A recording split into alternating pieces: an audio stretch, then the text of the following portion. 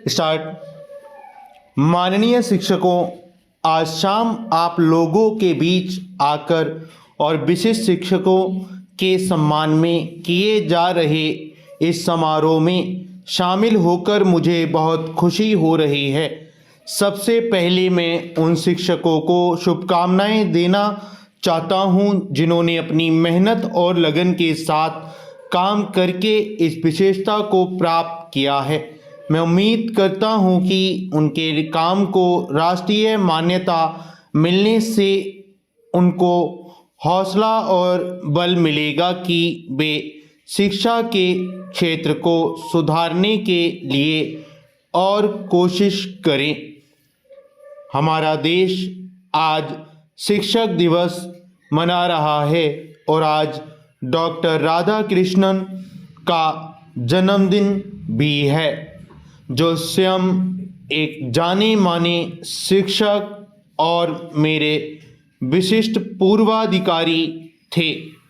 यह ऐसा मौका है जिस पर शिक्षकों को चाहिए कि वे फिर से अपने उचित और उच्च कार्यों में लग जाएं और लोगों को चाहिए कि वे उन शिक्षकों को गौरव और कृतज्ञता के साथ स्मरण करें जिनकी कोशिशों से हमारी उन्नति का रास्ता बन पाया है। अंतिम रूप में शिक्षक ही वह व्यक्ति है जिसके हाथ में हमारे राष्ट्र की प्रगति की सबसे महत्वपूर्ण बागडोर है। आज का बच्चा कल का नागरिक है और यह शिक्षक ही है जो बच्चे के दिमाग को बनाता है और उसके चरित्र को संवारता है। पिछले कुछ दशकों में ज्ञान का जो तूफान फूट निकला है, उसकी वजह से शिक्षा का महत्व काफ़ी बढ़ गया है।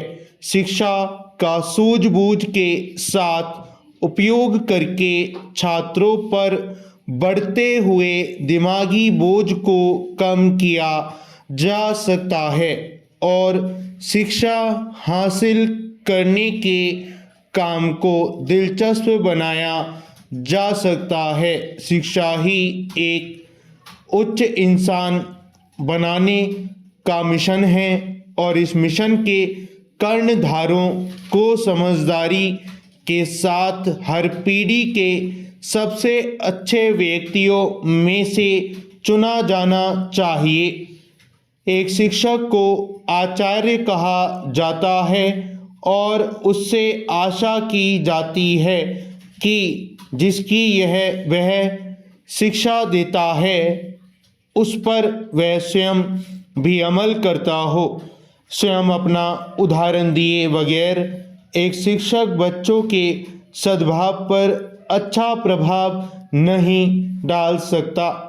शिक्षक हमेशा एक छात्र होता है जो शिक्षा और जिंदगी की परिस्थितियों से लगातार अनुभव हासिल करता रहता है और शिक्षा को बेहतर भी तभी बनाया जा सकता है अगर वह सेवा और निष्ठा की भावना से दी जाए।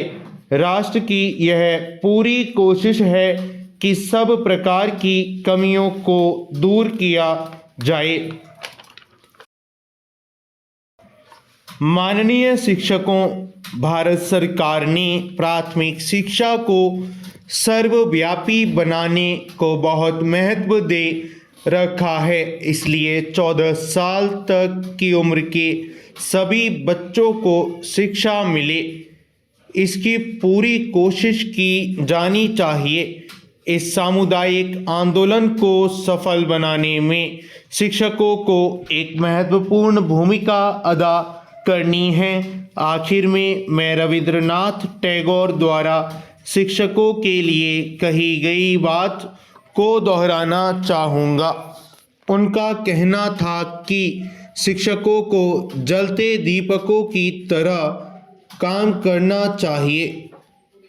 एक शिक्षक तब तक सही अर्थों में नहीं पढ़ा सकता जब तक कि वह स्वयं लौ में जलता न रहे, जो वह दूसरे दीपक को जला नहीं सकता। इसी तरह तो शिक्षक अगर यह समझे कि वह अपने विषय के अंत पर पहुंच चुका है, जिसके ज्ञान में कोई सजीव हलचल न रह गई हो, तो वह छात्रों को उनके सबक महज दोहरा देता है। वह सिर्फ उनके दिमागों पर बोझ डालता है, वह उनको प्रेरित नहीं कर सकता और न ही उनके दिलों में शिक्षा के लिए उत्साह पैदा कर सकता है। भारत में गुरुकुलों की परंपरा रही है, जहाँ पर शिक्षक और शिष्य मिलकर रहते थे और विद्या अध्ययन किया जाता था। पैरा, भारत का यह सौभाग्य है कि युगों से बड़े बड़े संतों का आशीर्वाद मिलता रहा है। रामकृष्ण परमहंस और उनके शिष्य विवेकानंद ने राष्ट्रीय नव चेतना का बीज बोया। रामकृष्ण परमहंस ने पूर्व और पश्चिम की दो बड़ी संस्कृतियों में गहरा समन्वय स्थापित किया। रामकृष्ण परमहंस की शिक्षाओं से और स्वामी विवेकानंद के नेतृत्व में एक सुनियोजित संगठन के निस्वार्थ शिष्यों द्वारा उनके प्रसारण से भारत की बुनियादी एकता को साफ तौर पर सुस्पष्ट करने में अत्यधिक मदद मिली है। स्वामी विवेकानंद ने भारत के संदेश को दुनिया भर में फैलाया।